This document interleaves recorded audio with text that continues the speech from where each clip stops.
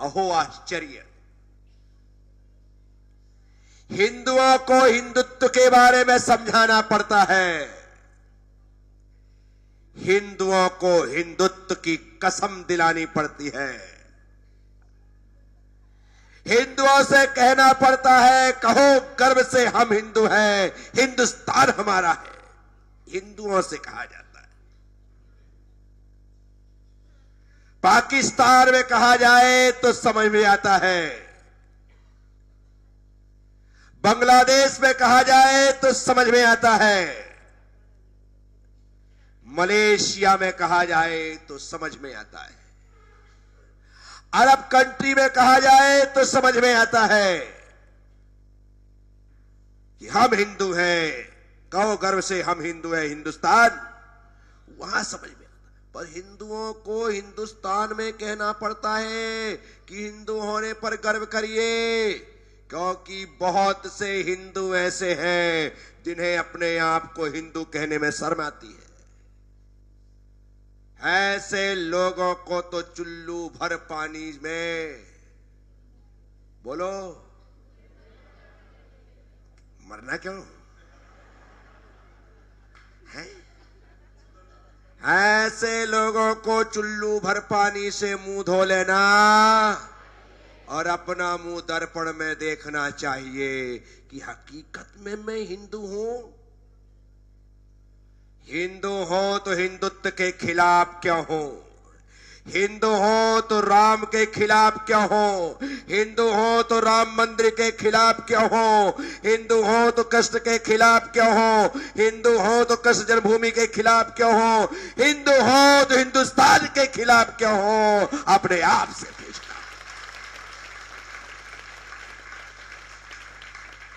या तो अपने आप को हिंदू कहना बंद कर दीजिए,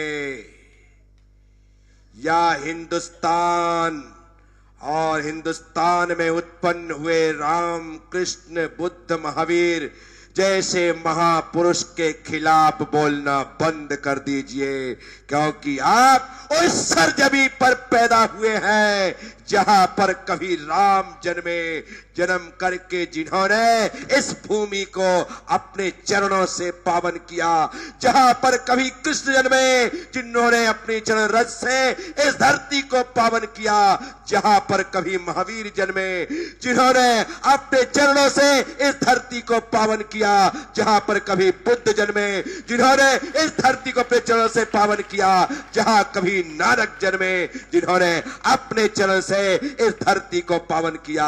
ये धरती राम, कृष्ण, बुद्ध, महावीर, नानक, कबीर और रहीम की धरती है। यहां पर वैज्ञानिक रही तीर्थंकर अवतार पुरुष जन्म लेते हैं। यह वह धरती है। साथियों, गर्व है मुझे कि मेरा जन्म हिंदुस्तान में हुआ, और गर्व है मुझे कि मैं अपने हिंदुस्तान के लिए कुछ कर रहा हूं। राष्ट्रभक्ति का, देशभक्ति का एक सूत्र लेकर के लोगों के दिल दिमाग में यह बात फिट करना चाहता हूं कि तुम हिंदू हो और तुम्हें हिंदुस्तान के लिए ही जीना है और हिंदुस्तान के लिए मरना है। साथियों, हम राम की तरह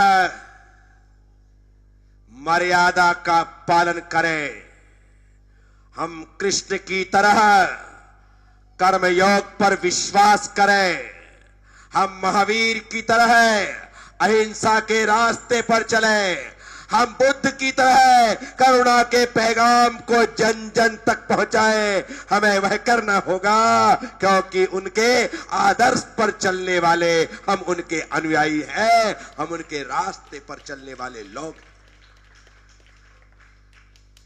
आश्चर्य होता है मुझे कि हिंदुत्व के लिए जब एकत्रित करने की बात आती है तो लोगों को पीले चावल देने के बाद भी उसकी कद्र समझ में नहीं आती है। पीले चावल का मतलब होता है भगवान का निमंत्रण। जैसे मेरे घर में यदि कोई मांगलिक प्रसंग है, मेरी बेटी का मेरे बेटे का विवाह है, तो मैं घर घर पीले चावल देता हूं। और फिर जिसके घर में पीले चावल जाते हैं उसे लगता है यजमान ने बुलाया है, मुझे चलना चाहिए। हिंदुत्व के नाम पर यदि पीले चावल तुम्हारे घर में आए तो समझना भगवान ने बुलाया है, हमें चलना चाहिए। ये तो करना पड़ेगा। कब तक सोए रहोगे? हिंदुस्तान में रह करके कहना पड़ता है, हिंदुओं जागो, तुम्हारे जागने का वक्त आ गया है। कमाल है, 145 करोड़ का यह देश, जिसमें तकरीबन 110 करोड़ हिंदू और 110 करोड़ हिंदुओं के होने के बाद भी हिंदुस्तान को हिंदू राष्ट्र बनने में तकलीफ आ रही है।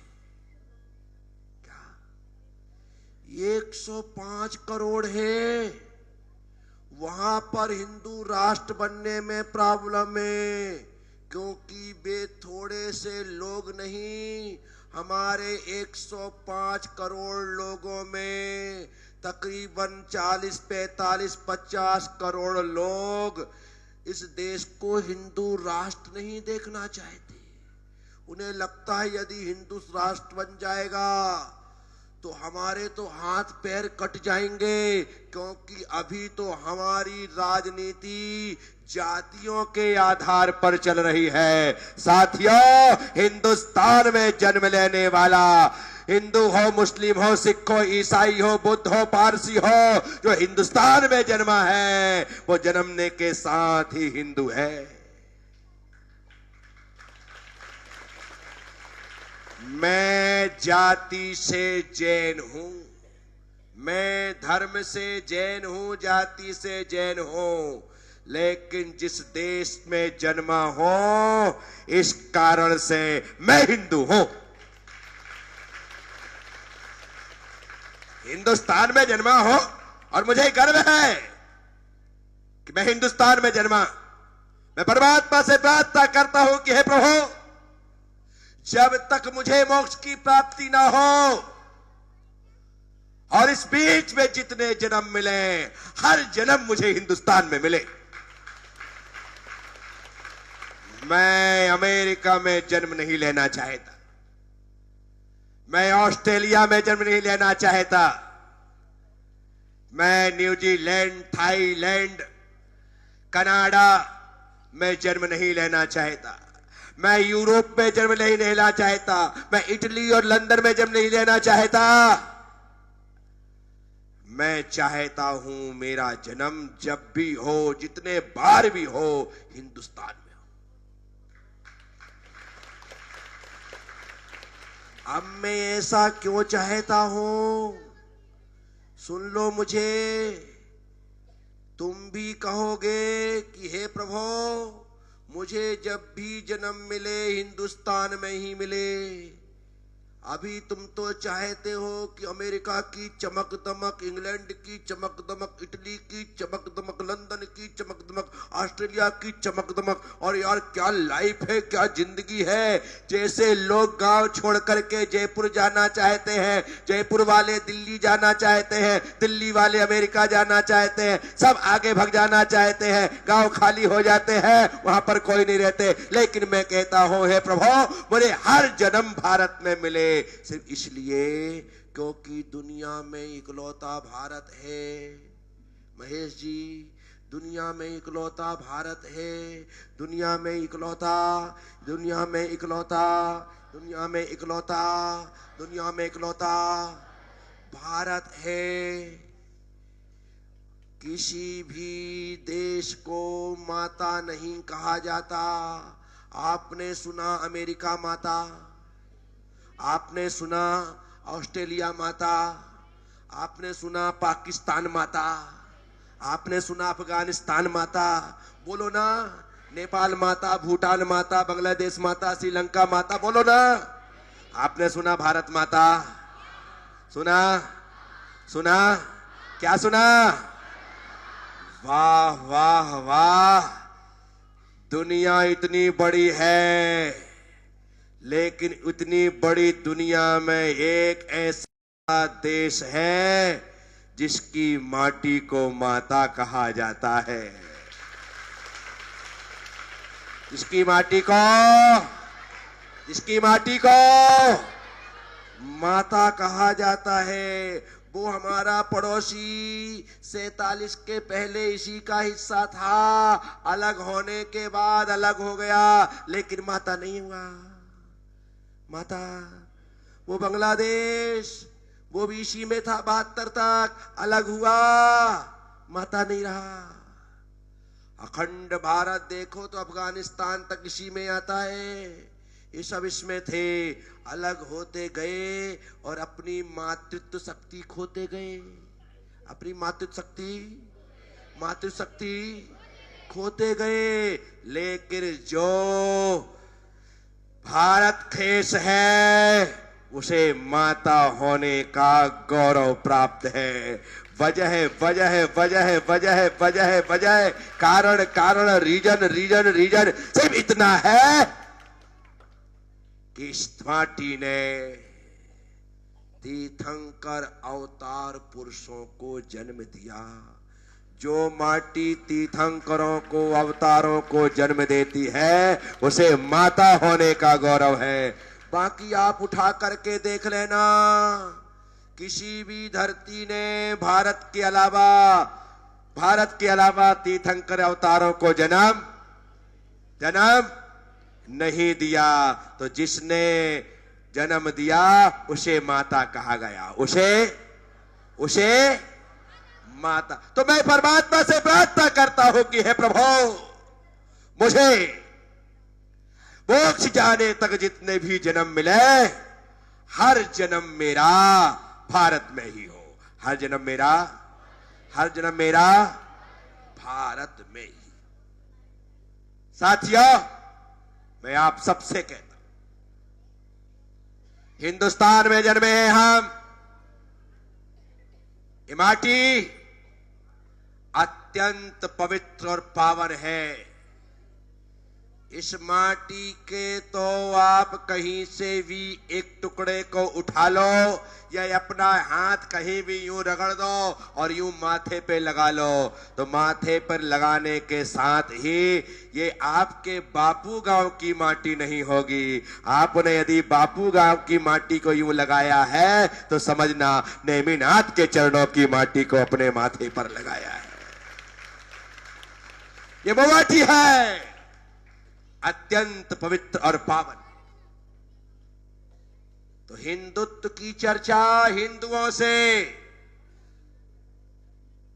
करनी पड़ रही है, क्योंकि तुम भूल ही गए कि मैं हिंदू हूं।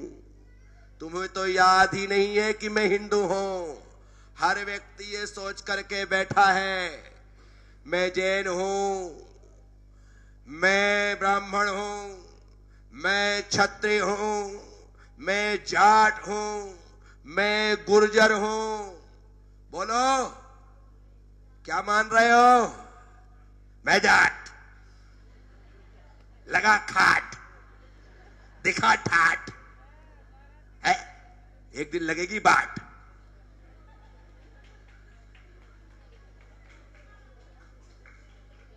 साथियों, न जाट, न गुर्जर, न मीणा, न ब्राह्मण, न जैन, हम एक बात दिमाग में लगा करके चले, हिंदुस्तान में जन्मे हैं तो हम सब हिंदू हैं और इस हिंदुस्तान के लिए जिएंगे, हिंदुस्तान के लिए।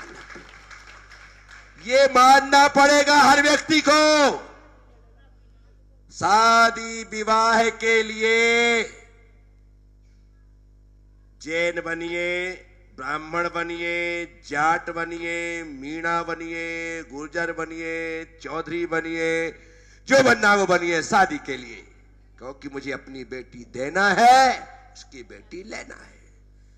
जाति सिर्फ शादी विवाह और वंश के लिए देखो, हिंदुस्तान के लिए तो सिर्फ एक ही बात दिमाग में रखो, जातियां बहुत दूर और हिंदुत्व सबसे आगे।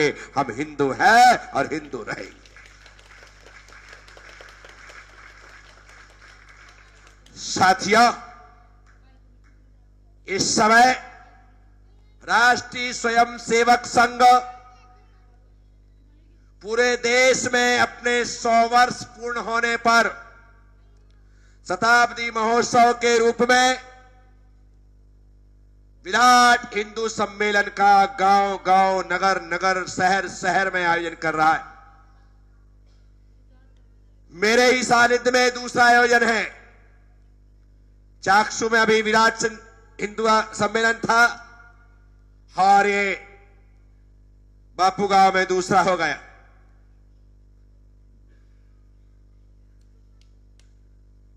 पंच परिवर्तन 5 सूत्र निर्धारित किए आरएसएस ने कि हमें इस साल इन 5 सूत्रों पर चिंतन मंथन करते हुए इन्हें जन जन तक और मन मन तक पहुंचाना है। उन पंच परिवर्तन में एक सूत्र है पर्यावरण, और मैं जैनाचार्य प्रज्ञा सागर, जब से मैंने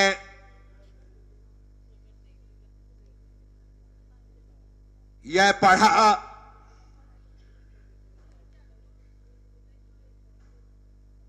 कि प्रदूषण बढ़ रहा है, ग्लेशियर पिघल रहा है, तापमान हर साल 1 से 1.5 डिग्री बढ़ता चला जा रहा है।